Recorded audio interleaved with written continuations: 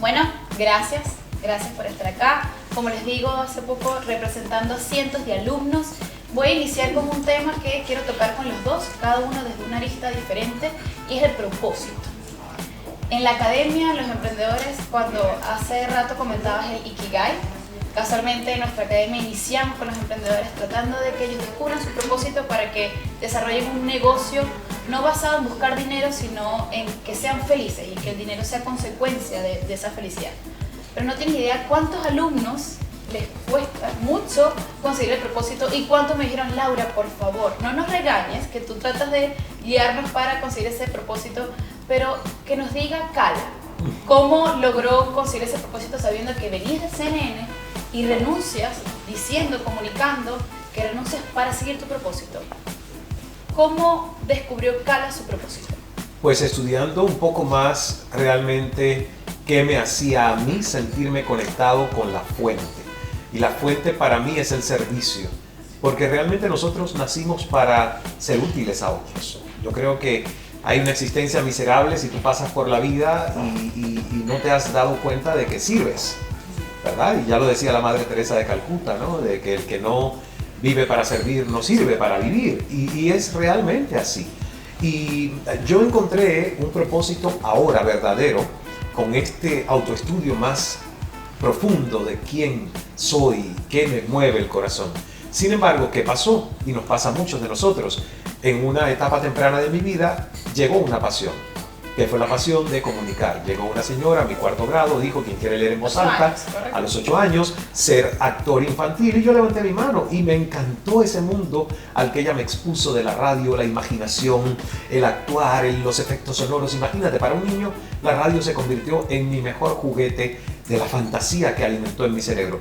Y a partir de esa pasión hizo en mí una vocación que luego terminó siendo una profesión. Pero yo nunca me senté a hacer un Ikigai, ni a diseñar y estudiar con esos talentos y esas oportunidades que yo quería hacer de mi vida. Y lo hice hace unos 5 años. Pero además también llegó el tema de la conciencia, de lo que nunca nadie me habló antes. Entonces, ahí yo decía, bueno, me gusta hacer esto, me apasiona esto, pero ¿para qué lo hago? Y fíjate si es tan interesante esto, Laura, que yo siento que yo fui muy egoísta por muchos años de mi vida, porque hacía algo solo porque me gustaba, pero no pensando en qué servicio y qué aporte yo podría dar a otros. No tenía eso en prioridad cuando yo hacía mis programas de radio y todo lo demás. O sea, yo lo hacía porque me gustaba. La diferencia de encontrar un propósito es que en el propósito hay una trascendencia a través del servicio. Y esa es digamos, la célula primaria de un emprendimiento, donde tú tienes que tener un retorno de inversión desde el alma, desde el propósito, desde la esencia de tu ser. ¿Por qué es tan importante esto para los emprendedores? Porque cuando tú tienes coherencia de cuál es tu propósito, vas a decir no con mucha firmeza a oportunidades muy interesantes de dinero, pero que no van con tus valores, con tu conciencia y con el norte que tienes. Cuando la gente no hace eso, se ve involucrada en negocios que luego tú dices: ¿y cómo llegué yo aquí? Ah, bueno, el dinero te sedujo. Alguien vino, te propuso un emprendimiento, no te interesaba, no va con tu norte, no conoces de nada de esa industria, pero el dinero te sedujo. Entonces, lo has dicho muy bien. Qué bonito que tu escuela y todo lo que ustedes están haciendo no tiene el dinero como el gran protagonista, sino el servicio y la autorrealización de nosotros, de poder hacer sueños que añadan valor al resto. ¿Puedo agregar algo? Por supuesto. Es que hay algo con lo que no estoy de acuerdo con lo que él dijo. Me encanta estos Me debates. encanta que no estés de acuerdo. No, yo no estoy de acuerdo que cuando él era periodista de CNN no estaba haciendo su propósito. Yo creo que él tiene un problema con la autoexigencia y nunca se dio cuenta cómo ayudó, iluminó y condujo espacios de conciencia con sus entrevistas. Yo creo que él hacía su propósito absolutamente dentro de ese rubro. Sí. Y como él es un permanentemente insatisfecho, sintió que eso en algún momento no le era suficiente, nada Así más. es. Pero el propósito lo hizo desde que esa maestra lo hace levantarse y decir el poema y ponerse a actuar en la sala de clase en Cuba, digamos. Yo creo que él siempre hizo su propósito, porque Ismael tiene una característica que es una de las cosas por las que yo lo amo, digamos, que es un tipo que se escucha permanentemente. Y yo creo que eso es inherente a él y se escuchó incluso desde su misma realidad familiar, que no ha sido nada fácil tampoco. Entonces, yo creo que ahora él tiene un propósito mucho más abarcativo y que tiene más sentido, pero él nunca dejó de hacer lo que es, y creo que en las distintas dimensiones en las que la vida lo ha estado colocando, él siempre ha hecho lo que hace hoy, que es aumentar espacios de conciencia. y hacerlo consciente. Y es cierto lo que dice Pilar, ya en CNN yo tenía mucho más propósito. Cuando dije de no tener propósito me refería incluso hasta mi salida de Cuba. O sea, mi primera parte de carrera profesional hasta los 28 años, la verdad yo no tenía esa conciencia de lo importante de ser un instrumento de servicio. Y luego lo redescubrí y empecé a escuchar esa oportunidad de aporte. Y fíjate, el baño de humildad a mí me lo dio ser mesero, ser camarero. Te me adelantaste, te lo iba a preguntar.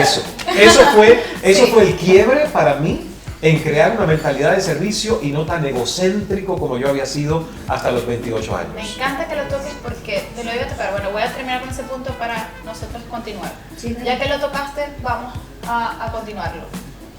De Cuba, reconocido, todo el mundo sabía quién era Cala, o mucha gente sabía quién era Cala en Cuba, llegas a Canadá a ser mesero. Eso es, hoy en día, todos los migrantes, es el pan nuestro de cada día, donde lamentablemente, o afortunadamente, dependiendo de cómo lo tomen, tuvieron que rehacer su vida y lo que eran antes ya no es. Así Entonces, es. ¿cómo manejar ese ego?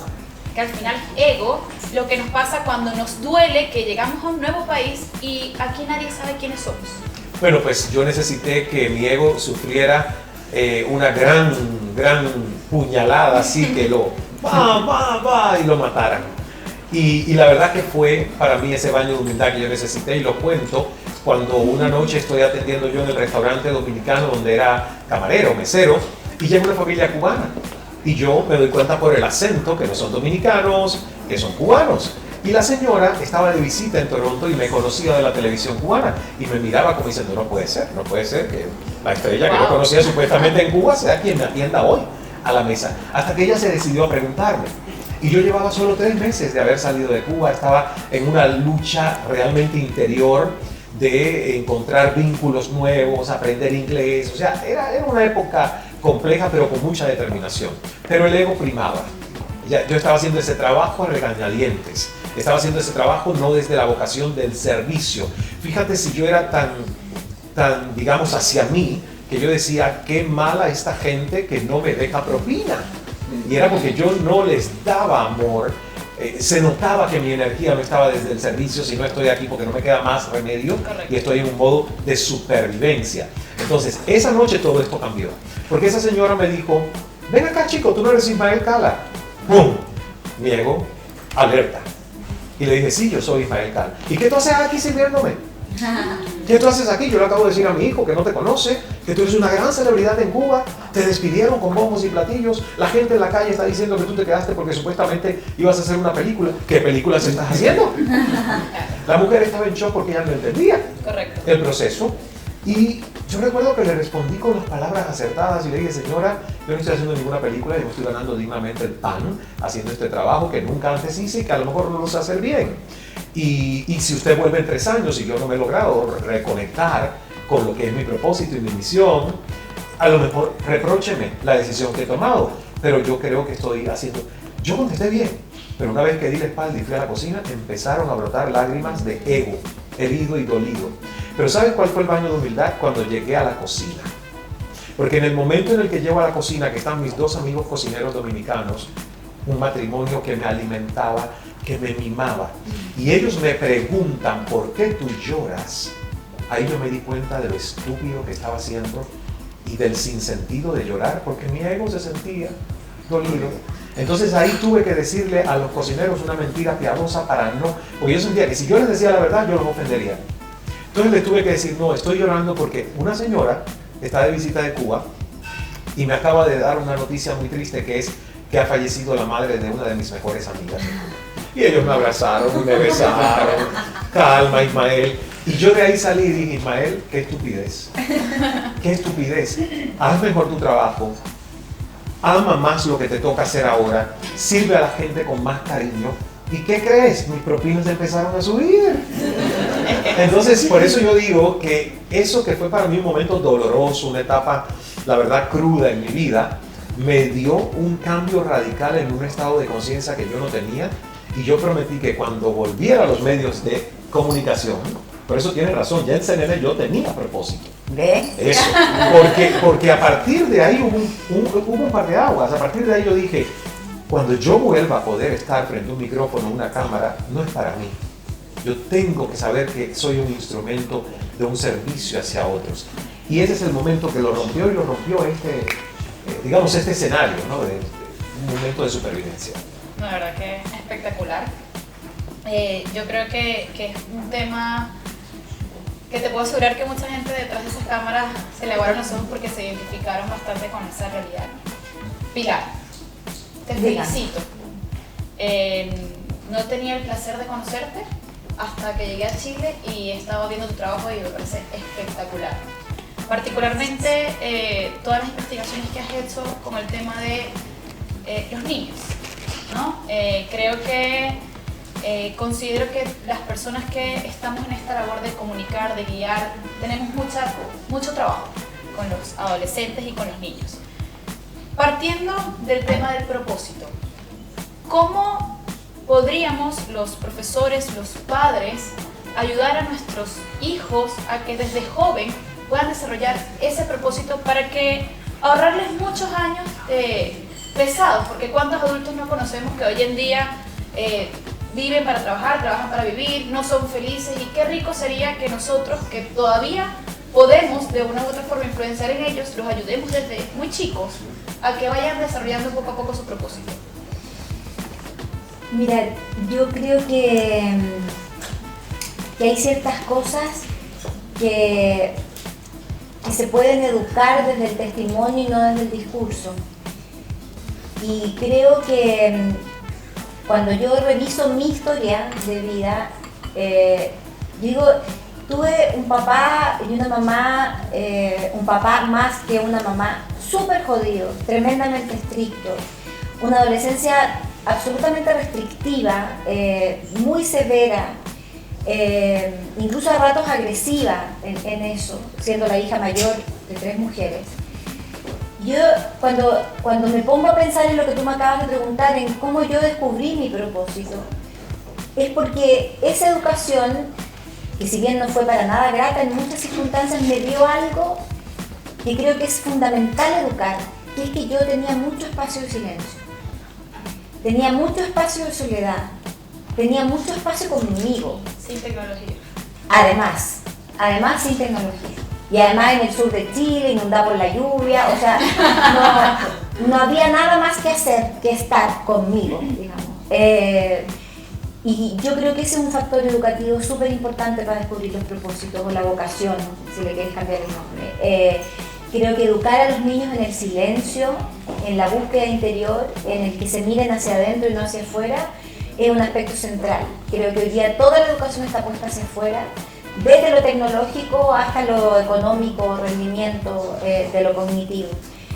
Y ese silencio de alguna manera tiene que estar hoy día, que no era necesario tanto en mi época de niña, pero hoy día sí lo es, en la educación emocional de esos niños, en que esos niños se puedan llorar con su papá y con su mamá, que esa mamá pueda llorar delante de su hijo, que se pueda decir cuando uno tiene susto, que uno se pueda reír a carcajadas, que se pueda bailar cuando tiene ganas de bailar, que se pueda agradecer todos los días lo vivido durante el día, que a lo mejor ya no va a haber un momento de oración como probablemente podía haber en las épocas antepasadas, donde la mamá se sentaba a rezar a la orilla de la cama con los niños, pero sí puede haber un momento de gratitud dentro de la familia, donde nos juntemos a agradecer lo vivido en el día, y a ver qué fue lo que nos pasó con el día que vivimos, qué cosa en el día nos dio rabia, nos dio tristeza, nos puso contentos, nos dio miedo, porque eso es lo que va formando lo que soy.